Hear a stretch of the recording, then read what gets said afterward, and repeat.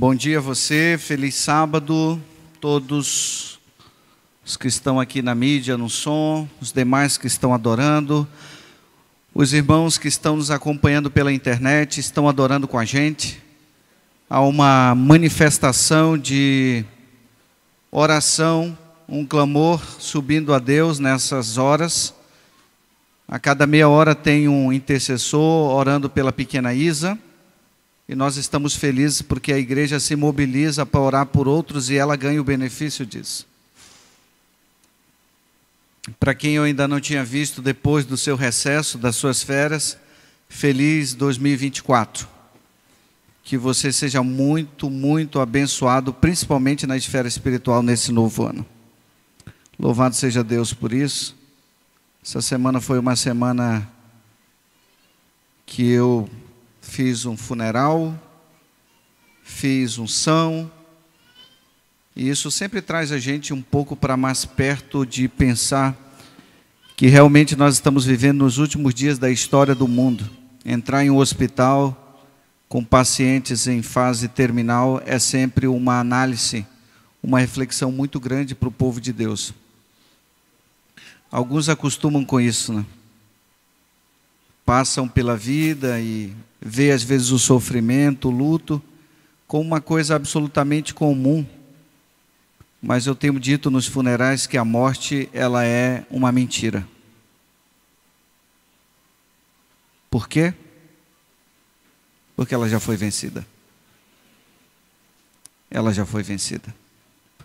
Por isso a morte é uma mentira. Ela já foi vencida. Tem dia e hora para deixar de existir. Ela pode até machucar um capítulo da nossa história, mas ela não define a nossa história. Tá bem. O PowerPoint que eu mandei parece que não deu certo. Quero convidar você então, vamos ler essa... Um pouquinho de água aí, por favor. Essa narrativa do texto sagrado, eu realmente gosto dessa história. E a primeira vez que eu lembro que eu falei dessa história foi no período da pandemia. É uma espécie de uma mensagem narrativa. Se quiser, eu tenho ele aqui.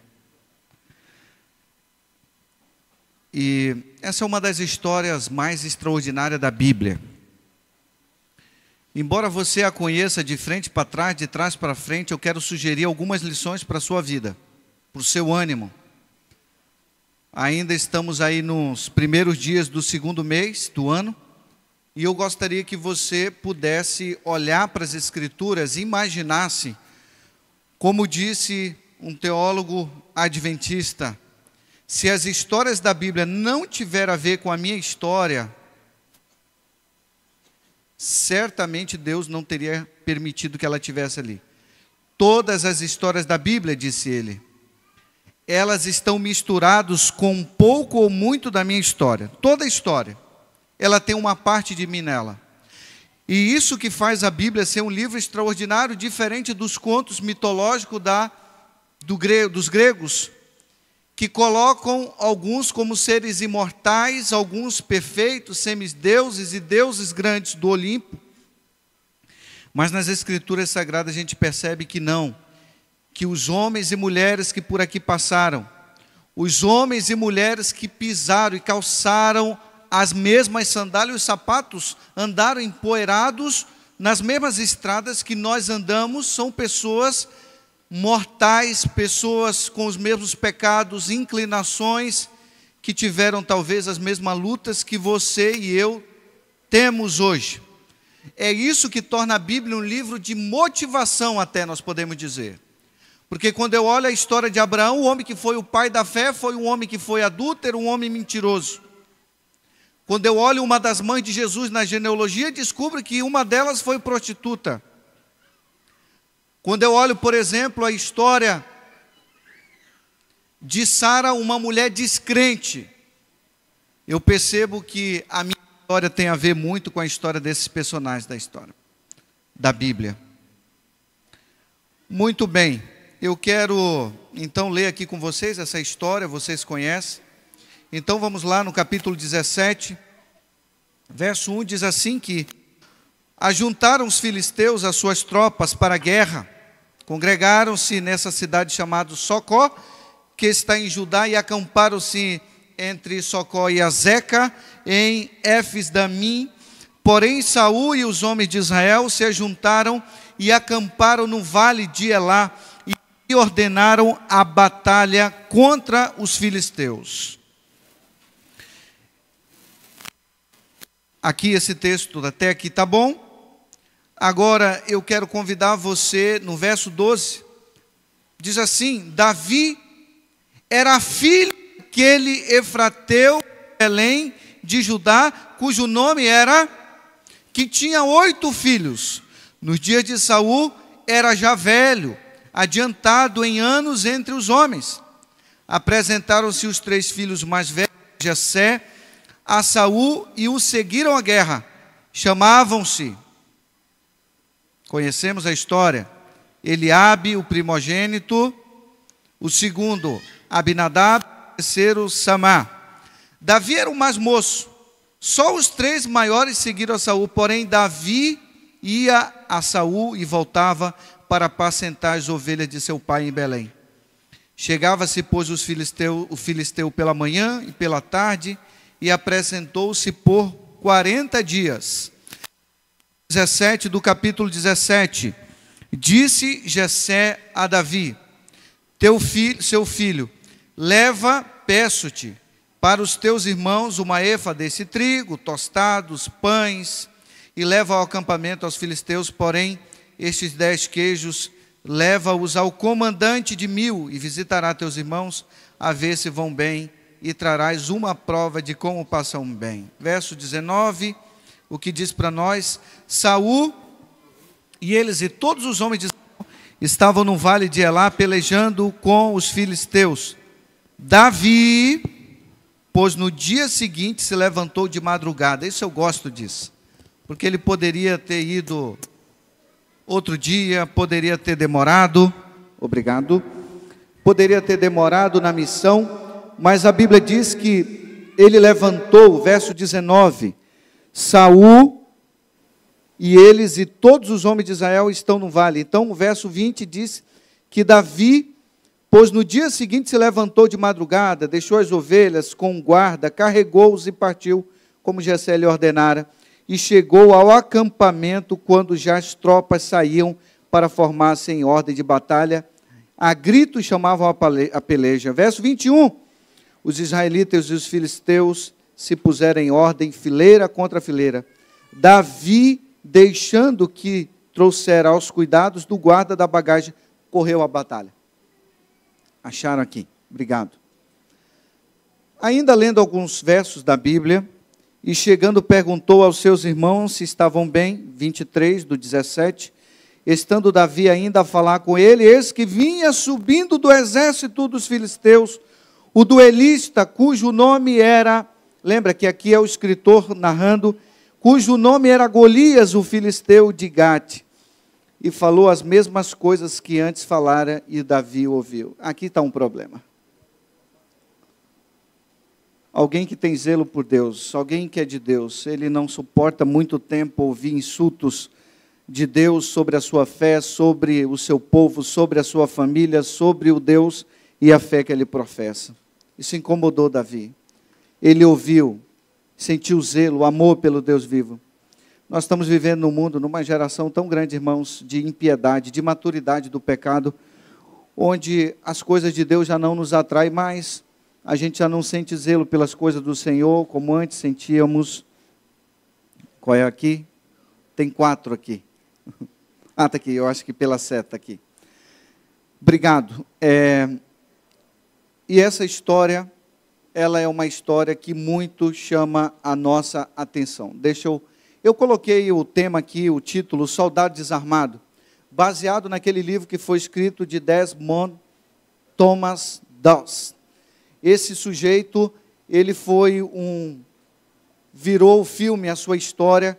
Se você não assistiu, talvez pode ser um bom dia para você estar com a sua família hoje, já que hoje é o sábado da família. E na nossa igreja, enquanto eu for pastor aqui, o primeiro sábado da família, primeiro sábado do mês será o sábado da família. Nós não teremos reunião, ensaio do coral, comissão de igreja, nada que tenha a ver com a competência da administração da igreja. Nós não vamos abrir a igreja sábado à tarde. Sábado é para você estar com a sua família. E sábado à tarde será o sábado da família, para você almoçar. Você quer fazer um convite para alguém, para a sua casa, mas a igreja não terá agenda no sábado. No primeiro sábado do mês, nós não teremos nada aqui. Nem ensaio, nem clube de desbravador, nem aventureiros, nada. Na agenda oficial da igreja, o primeiro sábado do mês é o sábado para você estar com a sua família. Por isso, meus irmãos, talvez pode ser um bom dia para você trazer o seu filho, a sua família, para assistir esse filme que tem o título como Até o Último Homem. Ele foi traduzido para o português, o livro, a biografia, como O Soldado Desarmado. Thomas Dawes, ele foi um sujeito que foi criado nos princípios adventistas, que foi para 3 grandes batalhas, a mais conhecida, a batalha lá na ilha, ou no Elevo, nas ilhas, no Japão, e ele conseguiu salvar entre 50 a 100 homens, mas não apenas dos soldados americanos. A história conta que ele salvou também soldados inimigos japoneses, e além de salvar dos 2 exércitos, ele salvou algumas pessoas que estavam em dificuldade. Recusou-se a pegar em arma, em guerra, matar, derramar sangue, seja de quem fosse, porque ele era um homem de convicção, de que ele abominava a morte, que o seu papel era salvar a qualquer custo. E por isso eu coloquei o tema, o soldado desarmado. Não sei se vai passar aqui para mim. Voltando para essa história de hoje, não sei se eu estou apertando seta para cima ou para baixo. Vou tentar para baixo. Volta lá, volta primeiro. Aqui, ok. Mais uma, obrigado. Você sabe qual é a maior batalha da Bíblia? Dizem que a Bíblia tem 409 histórias. Qual a maior batalha da Bíblia? A maior batalha da Bíblia, ela não é uma batalha entre 2 grandes exércitos. A maior batalha da Bíblia também não foi a mais sangrenta, e nem o que teve o maior número de soldados e guerreiros lutando.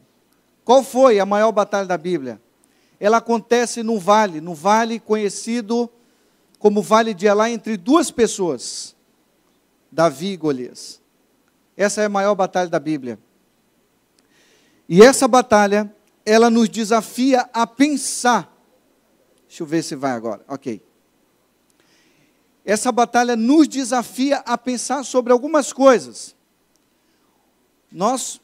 Esse aqui é o Vale de Elá, ficava a 30 ao sudoeste de Jerusalém, 20 quilômetros de Belém, e nós encontramos aqui um veterano, experiente de guerra, Golias. Você sabe o que significa o nome Golias? Significa exilado. Um dos significados. Alguns atribuem o significado de Golias como uma espécie de vidente. O nome Golias está associado à sua divindade pagã. E, de fato, naquele dia ele percebeu que quem serve o Deus falso, a sua vida termina assim, exilado, desamparado. E nós encontramos aqui Davi, um adolescente, que ainda não tinha idade de ir para a guerra. Mas Ellen White diz para nós uma coisa muito curiosa que aconteceu naquele dia de madrugada. Só para vocês terem uma ideia, nós estamos falando de um homem de aproximadamente 2,90 metros. Alguns comentaristas vão até 3,30 centímetros. Mas como eu achei muito grande, eu coloquei essa informação que é mais usual. 2,90 centímetros. Enquanto ali, mais ou menos, a altura desse gigante. É por isso que a Bíblia chama... Agora, eu fiquei impressionado que estudando a Bíblia, esse nome gigante, Golias, não é o nome que Davi dá para ele. Você pode ler a narrativa e você vai descobrir que gigante não é o nome que Davi dá para ele. Pode ser o nome das pessoas que dão ao nome, pode ser até o próprio escritor bíblico que dá o nome, mas Davi mesmo nunca chamou ele de gigante. Porque para ele não interessava o tamanho. Para ele não interessava o centímetro que ele tinha. Sabe como é que Davi chama ele? Davi chama ele de pagão, Davi chama ele de filisteu, Davi chama ele de circunciso, mas Davi nunca chama ele de gigante. Por que será? Porque para Davi não tinha relevância isso. Se ele era grande ou pequeno. O que interessava para Davi era a fé dele. É saber de que lado ele estava. Isso interessava. Nós sabemos que sempre tem pessoas enfrentando a maior batalha da sua vida. Eu conheci um pastor, um amigo, quando eu era capelão, logo que entrei no ministério, pastor Flávio Siqueira, foi pastor da igreja do Botafogo, no Rio de Janeiro. Hoje ele está lá pelo Espírito Santo. E ele me dizia assim: Erson, todos os anos, os seres humanos sempre enfrentam uma grande batalha, que pode ser de janeiro a dezembro. Mas todos os anos nós enfrentamos sempre uma batalha muito desafiadora. Todos os anos. Eu não sei se você já está enfrentando essa, a maior da sua vida, nesses primeiros meses ou nos primeiros dias do ano. Mas a Bíblia fornece para nós o segredo de como você vencer a maior batalha da sua vida. Eu quero tirar 4 lições dessa história nessa manhã para você. Vamos lá. Capítulo 17, verso 31, diz assim, ó: ouvidas as palavras que Davi falara, anunciaram-nos a Saul, que mandou chamá-lo. Davi disse a Saul: não desfaleças o coração de ninguém por causa dele. Teu servo irá pelejar contra o filisteu. É assim que ele chama. Aqui, algumas coisas que me chamam a atenção nessa história, nessa fala de Davi.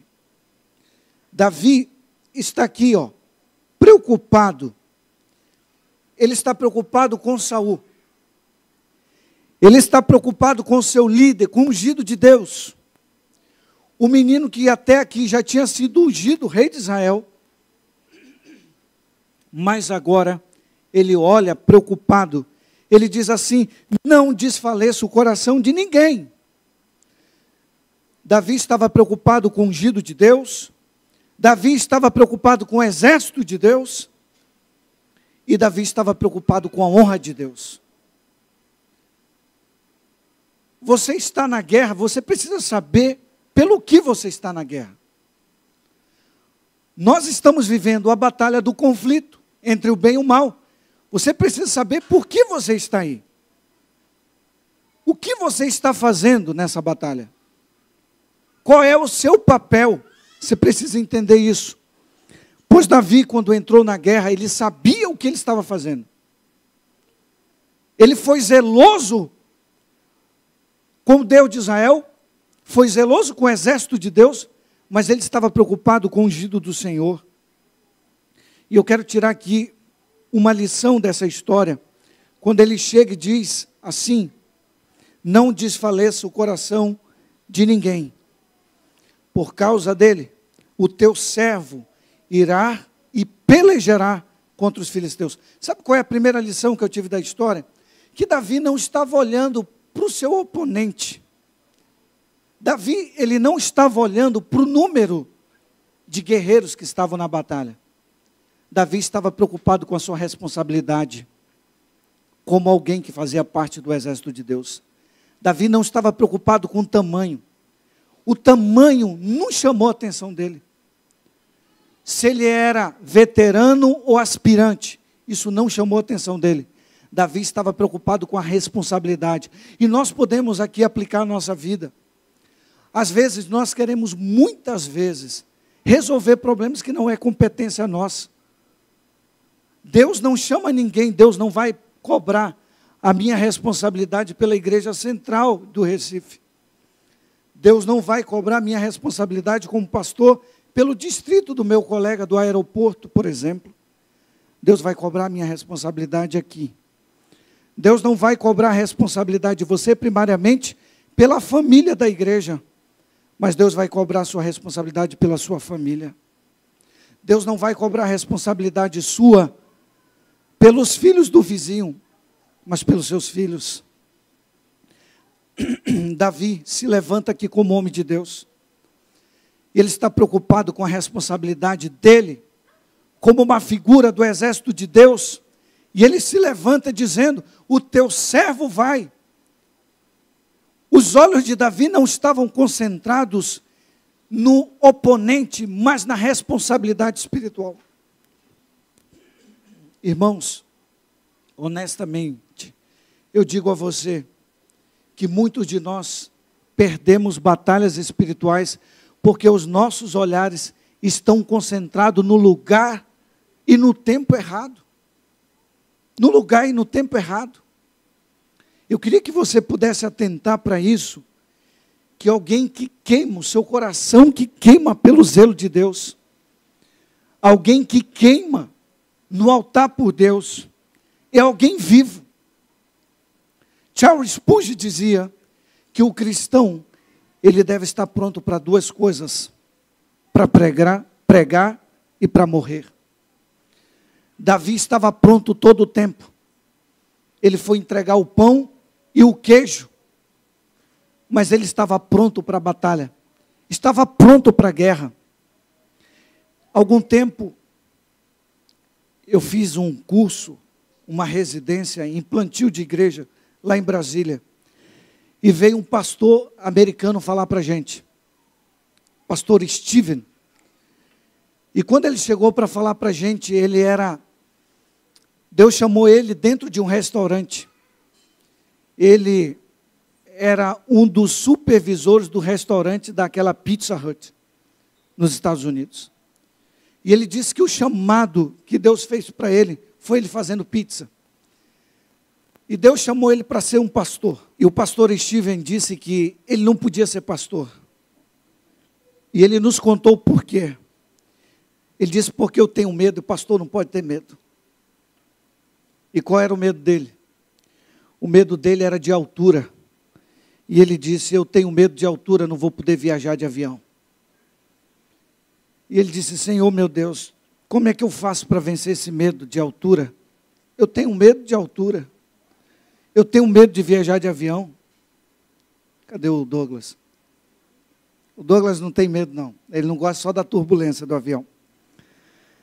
Mas ele disse: eu não posso ser pastor tendo medo. E aí ele nos contou que ele foi fazer um curso de paraquedismo. Ele disse: só tem uma forma de eu vencer, confrontar o meu medo.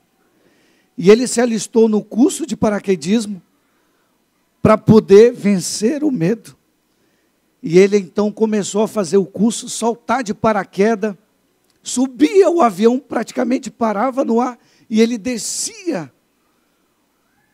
com o instrutor a princípio, depois ele começou a descer sozinho. Porque ele entendeu que como cristão ele tinha que estar pronto para duas coisas: para pregar ou para morrer.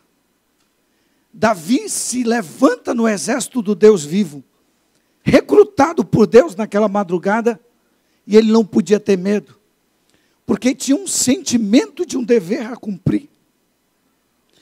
E aqui então, a primeira lição que nós entendemos é que você não pode fugir da sua responsabilidade. Davi não fugiu porque ele tinha um senso de responsabilidade espiritual. E a coisa, irmãos, na nossa vida, que se existe uma coisa que nós não podemos fazer, é fugir da nossa responsabilidade espiritual. Uma das coisas que o diabo colocou, na minha opinião, é aquela frase assim: não olhe para mim, olhe para Cristo. Quando eu escuto o crente falando isso, eu falto rasgar minha roupa. Sabe por quê? Porque se Paulo diz para nós que ele manda imitá-lo, sede meus imitadores, como eu sou de Cristo. Se a Bíblia diz que você é uma carta, um livro aberto diante do universo, se você é o perfume de Cristo, se você é o espetáculo para o mundo, Por que você tem que dizer para as pessoas que as pessoas não têm que olhar você? Você é um exemplo, sim. Você é a luz do mundo. Você é o sal da terra. Você é o espetáculo para o mundo. Diga para as pessoas olharem para você mesmo. Diz assim: eu sou imperfeito, mas eu busco a perfeição em Cristo. Mas eu sou o exemplo, eu sou o perfume de Cristo. Onde eu estou, eu contagio o lugar onde eu estou. As pessoas notam a diferença de onde eu estou. Seja na sala do aeroporto, seja na universidade onde eu estudo, seja no trabalho onde eu estou. Eu sou o espetáculo para o mundo. Não esqueça disso. Acabe com essa conversa de achar que você não é uma referência espiritual para as pessoas, que Jesus te cobra como sendo.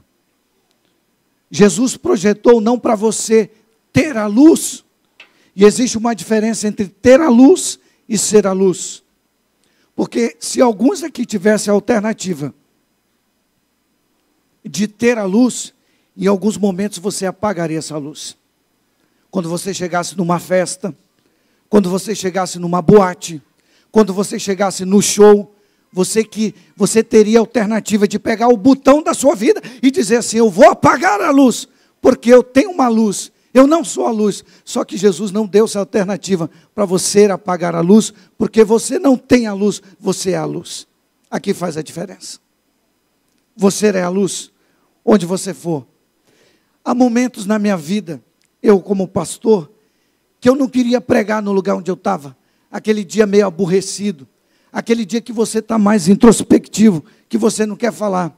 E senta alguém do teu lado, seja no avião, seja no ônibus, seja no metrô, ou mesmo no lugar onde você está, na parada do ônibus, no mercado, na fila para pagar as suas compras, e alguém se achega perto de você e começa a falar de Deus perto de você.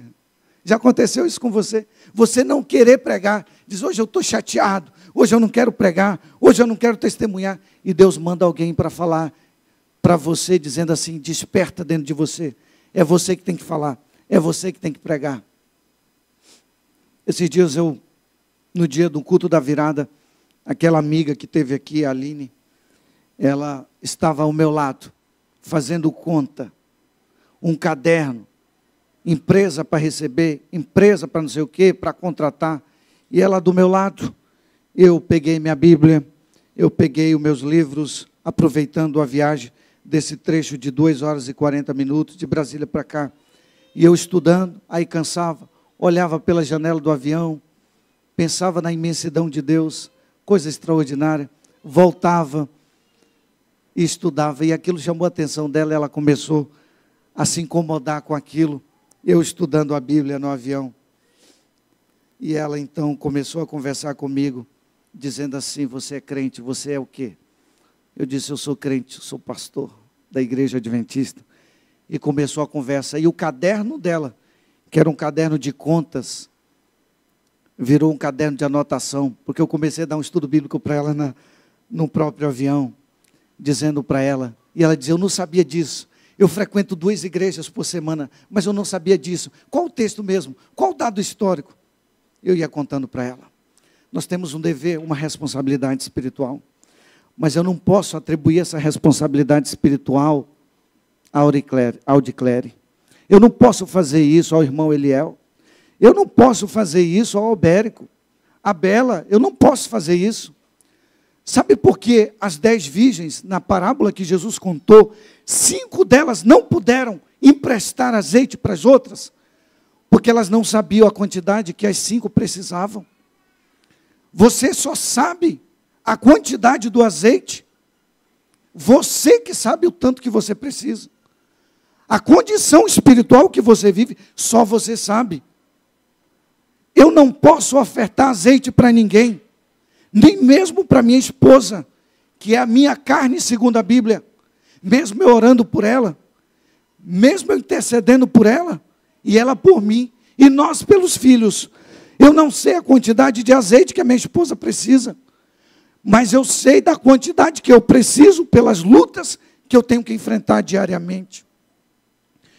Eu quero tirar uma segunda lição dessa história, e a segunda lição aparece no verso 36.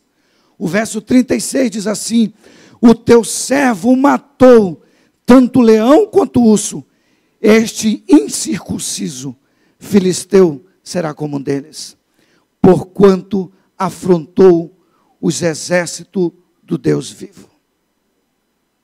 Aí o verso 37 é uma manifestação de fé desse salmista. Ele disse assim: o Senhor me livrou das garras do leão, Sônia.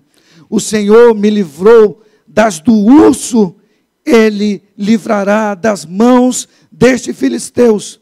Então disse Saul a Davi: vai-te e o Senhor seja contigo.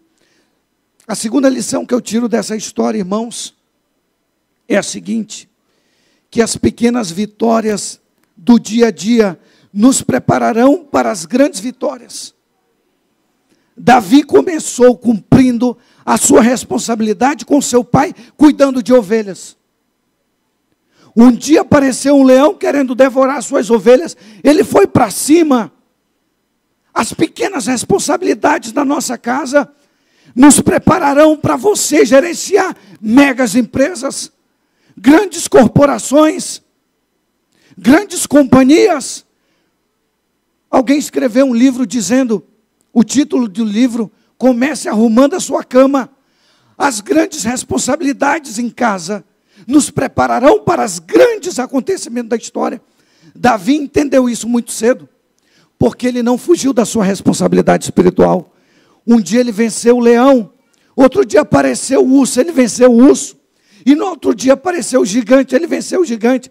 As pequenas coleções de vitórias nos prepararão para as grandes vitórias, amém?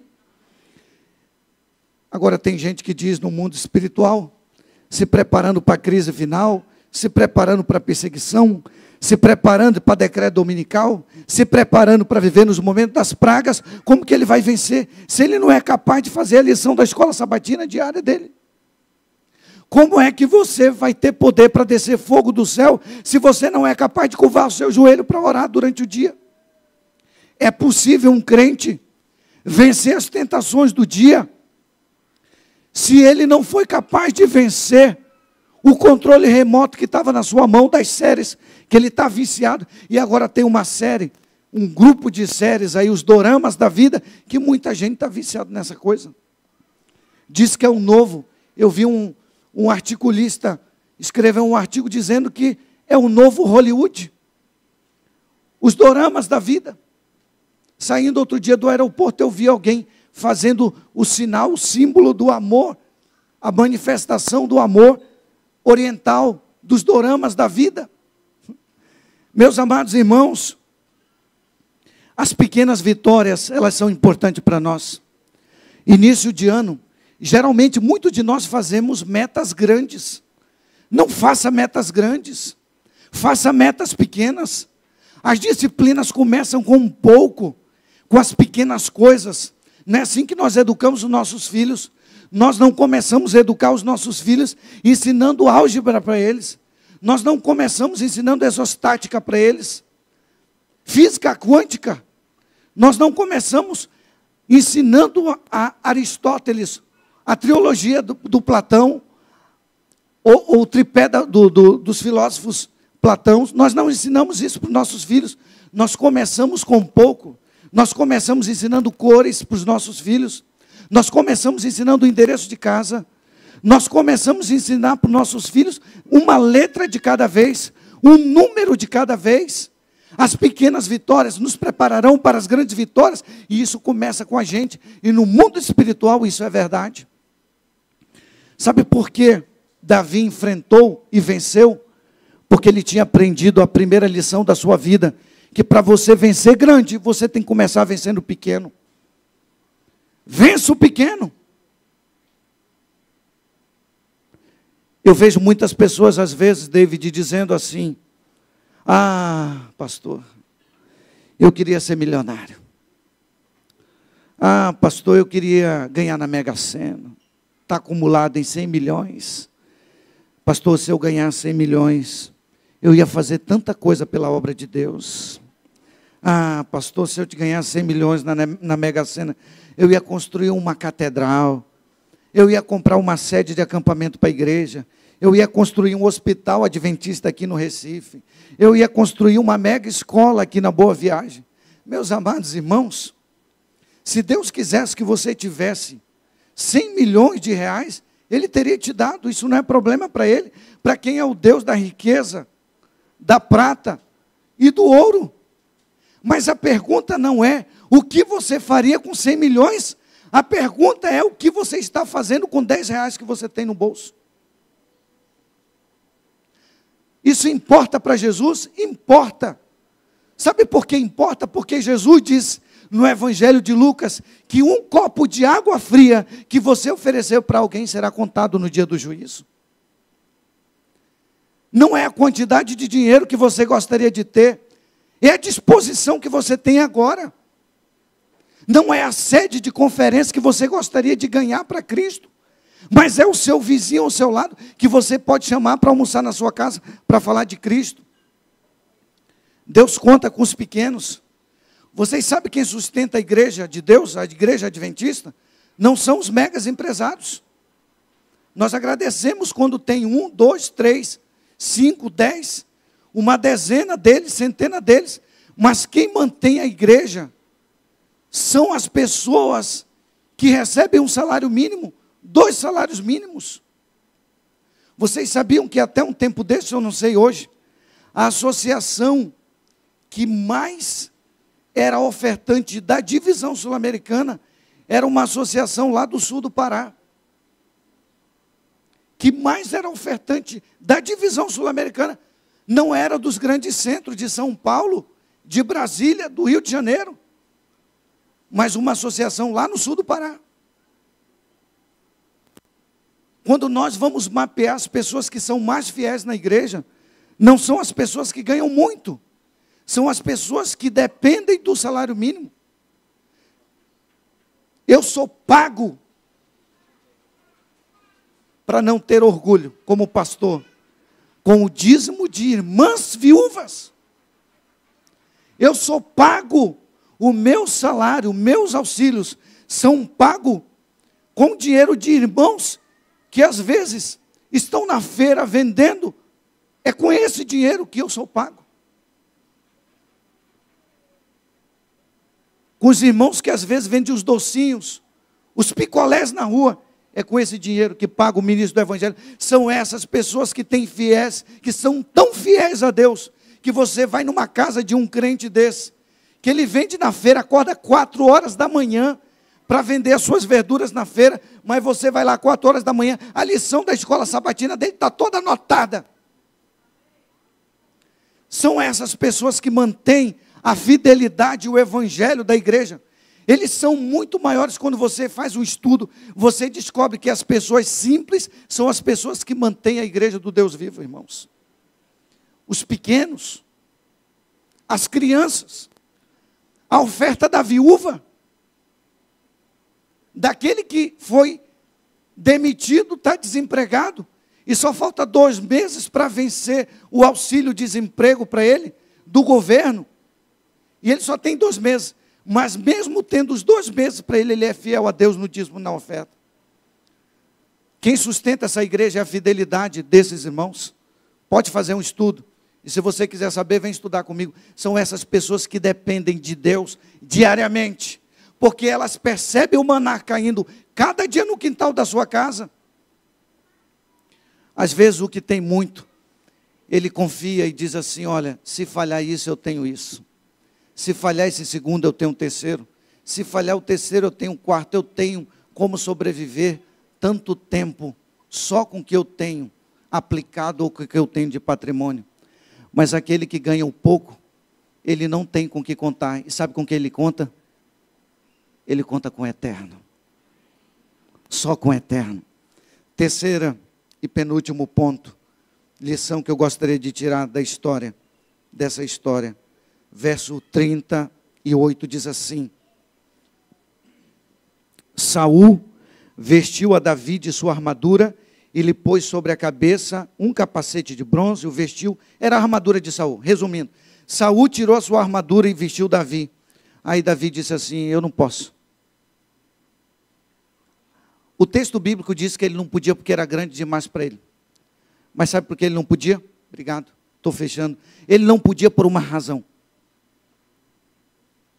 Porque cada um usa a sua armadura. Mas o fato dele ter tirado a armadura dele, Saul, e ter entregue para Davi, simbolicamente naquele dia ele entregou o reinado na mão dele, do seu sucessor. Responsabilidade espiritual não se transfere. O rei de Israel tentou transferir uma responsabilidade espiritual. Eu não transfiro responsabilidade espiritual. Responsabilidade espiritual não se transfere, meu amado irmão, minha amada irmã, adolescentes, jovens que estão nessa manhã aqui, irmãos que estão nos acompanhando. Responsabilidade espiritual não se transfere para ninguém. Responsabilidade espiritual é o que Deus dá para você.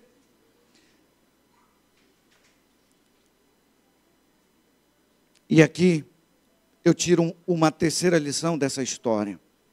Davi cingiu a espada sobre a armadura, experimentou andar, estou no verso 39 do capítulo 17, pois jamais havia usado, então disse Davi a Saul, eu não posso andar com isso, pois nunca usei. E Davi tirou aquilo e disse, por isso que eu coloquei o tema, o soldado desarmado, porque ele não foi com nenhuma arma de guerra. Ele não foi com nenhuma arma de guerra. Olha para mim, eu já estou na parte final da minha mensagem. Essa lição para mim, ela é muito especial. E qual é essa terceira lição, pastor, desse verso? Deus vai abençoar você com aquilo que você tem nas suas mãos. Deus pode pegar 2 centavos de real, se Ele quiser transformar você em um multimilionário. Você pode olhar para mim e achar que ninguém olha para você, que você é um viúvo ou uma viúva, um solteiro, que gostaria de casar. E é bom casar. Mas saiba de uma coisa, Deus pode abençoar você sendo solteiro, com filho e sem filho. Porque o sucesso não depende do que você tem na sua cabeça. O sucesso depende pela manifestação de fé que você tem e em quem você tem. Observou? Deus pode abençoar você com aquilo que vocês têm em mãos. E o Davi pegou uma única coisa. Pegou uma pequena pedra. E ele disse, eu não preciso de espada, eu não preciso de couraça, de capacete, eu não preciso de dardo nenhum. Eu apenas vou consagrar a Deus aquilo que eu tenho nas minhas mãos. Deus vai abençoar você com aquilo que você tem nas suas mãos. Deus vai abençoar você com aquilo que você tem nas suas mãos. Se você fizer como Davi, dizer assim, eu vou levar no altar, e eu vou consagrar aquilo que eu tenho nas minhas mãos, eu vou colocar nas mãos de Deus. Sabe por que todos nós conhecemos a oferta da viúva? Nós não conhecemos ninguém mais que estava ali no templo. Mas todos nós conhecemos a oferta da viúva. Porque aquelas 2 moedas era tudo que ela tinha consagrado diante do Senhor. Eu tenho dito para vocês, eu vou repetir, irmãos. Se você tem uma coisa na sua casa, seja grande ou pequeno, que não pode ser consagrado a Deus, não pode ser seu. Vou repetir o que eu disse. Se você tem uma coisa na sua casa, que não pode ser consagrado a Deus, não pode ser seu, não pode estar na sua casa. Concorda comigo? Aí um dia alguém ficou possesso. E eu fui na casa dessa pessoa. E quando eu fui entrando lá, o diabo disse, você não pode comigo. Eu não vou sair dessa casa. Ele disse, sabe por quê? Porque esse quarto aqui é meu. Tem livro meu aqui dentro. Esse quarto aqui é um quarto adúltero. E o diabo começou a pontuar, meus irmãos, o pecado de todos ali naquela casa. É interessante, né, irmãos, que quando Deus fala, a gente não escuta a voz de Deus. O pastor fala, ninguém ouve e vai embora. E quando é à noite ele continua na festa, na balada, normal. Porque o Espírito Santo já está se afastando, já não toca mais, já não constrange mais ele. É um adúltero, é um fornicário, é um mentiroso, é um ladrão, é desonesto. Como é que Deus vai abençoar uma vida, irmãos, assim? É melhor você ter uma pedrinha consagrada a Deus do que você ter um arsenal bélico de armas para você vencer as maiores potências do mundo.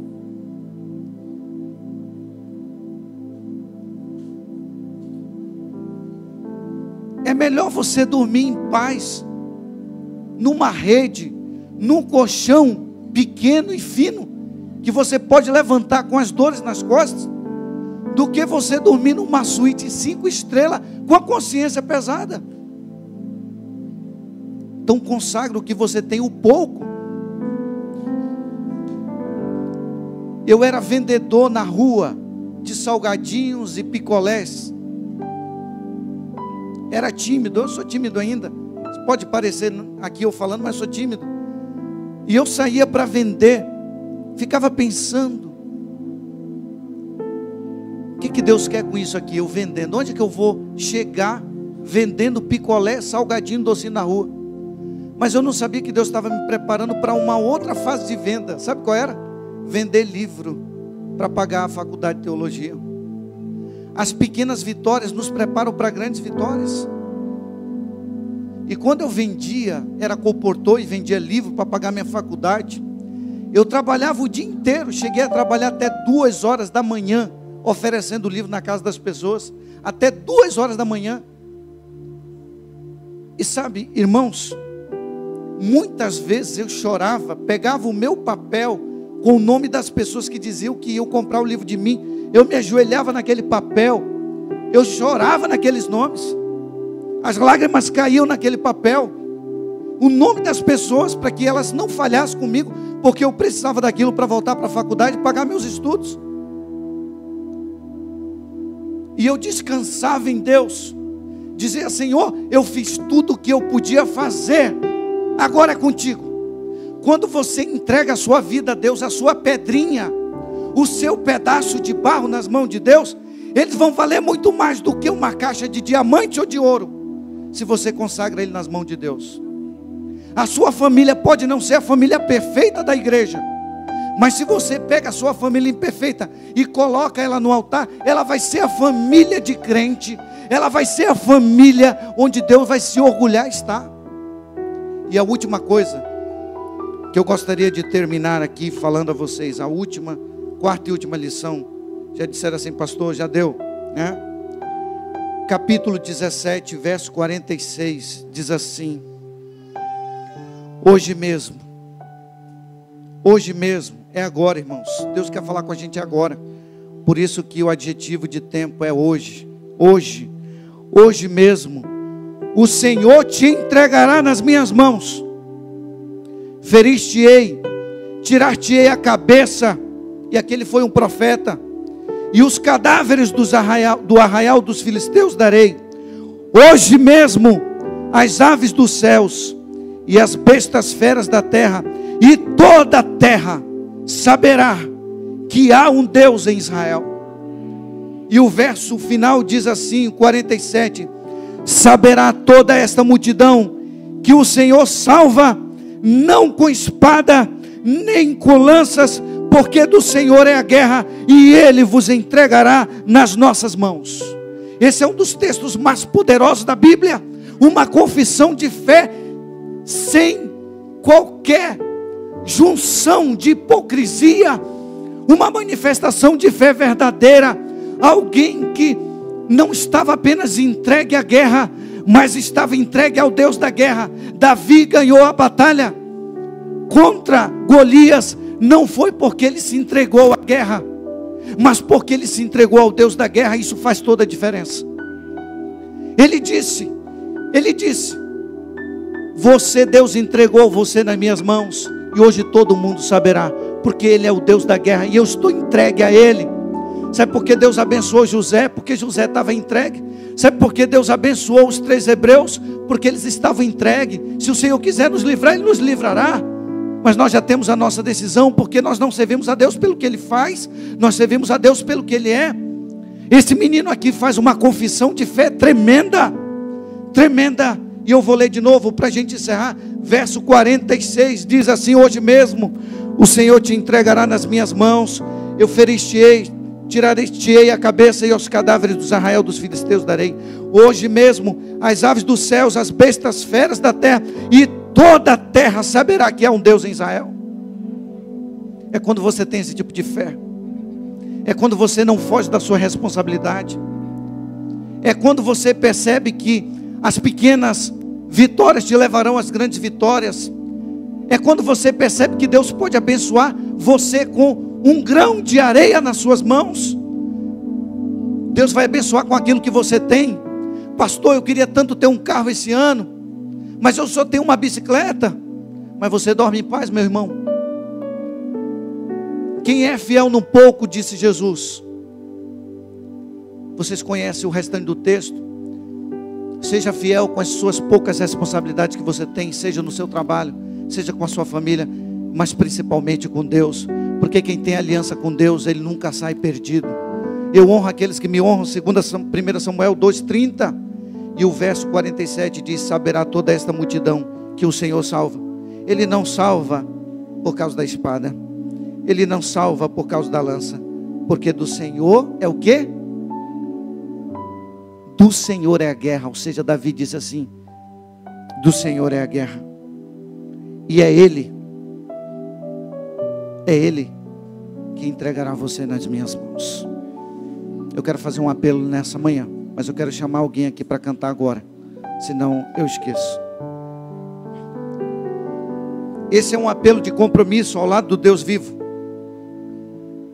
Gostaria que você pudesse no seu coração, com a sua família, se você estiver perto. Irmão, chegou o tempo, a hora, esse é o dia, é hoje, Davi disse, é hoje. Para você se levantar como alguém do Senhor, que tem zelo pelas coisas de Deus. Não fuja da sua responsabilidade. As pequenas vitórias te levarão a grandes vitórias. Deus vai abençoar você com aquilo que você tem nas suas mãos. Davi não venceu a guerra porque ele estava entregue à guerra, mas ele venceu a guerra porque ele estava entregue a quem? Desafio você nessa manhã a não entregar só o diagnóstico da doença, a certidão de divórcio, o currículo de desempregado, a sua fatura gigantesca.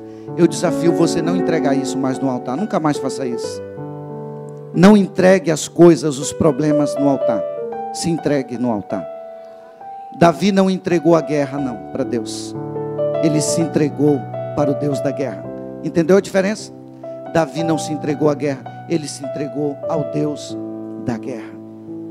Assuma o seu compromisso com Deus hoje, nessa manhã, junto com a sua família. O livro Patriarcas e Profetas 5:65, ela diz assim: Jessé tinha incumbido o seu filho a uma missão, mas ela diz que foi naquela mesma madrugada que Deus havia incumbido Davi de uma missão maior do que o seu pai tinha incumbido. Deus tem uma missão maior para você, que Ele já incumbiu você. Você não sabe, mas você precisa se entregar. Você precisa permitir que Ele faça isso na sua vida. Quero orar por você. Está perto da sua família aí? Se quiser abraçar, eu gosto até. Gosto de ver essa cena bonita de toque, de abraço. Deixa eu orar por você. Senhor meu Deus, eu quero suplicar mais uma vez que a manifestação poderosa que houve no Vale de Elá, onde um veterano inimigo desprezou e disse que iria fazer, Senhor, da carne dele comida para os aves, e naquele dia não teve nem tempo de pensar em mais nada, porque ele foi atingido, Senhor, com uma pequena pedra na mão de um menino consagrado que o derrubou ao chão. E aquele dia, meu Deus, todo Israel e o mundo todo sabe, inclusive nós, que ele estava completamente consagrado e ungido ao Deus da guerra. Ó Senhor Deus de misericórdia, abençoa o meu rebanho, o meu povo nessa manhã. Ó meu Deus, abençoa as nossas mãos trêmulas. Transforma o nosso coração, que são fábrica de ídolos. Deus e Pai, tira-nos da ilusão desse mundo e nos conecta, Senhor, ao Teu zelo e à Tua santidade. Prepara-nos para encontrar com o nosso Deus. Abençoa, Senhor, a Tua igreja, a Tua família, para a Tua honra e para a Tua glória, em nome de Jesus.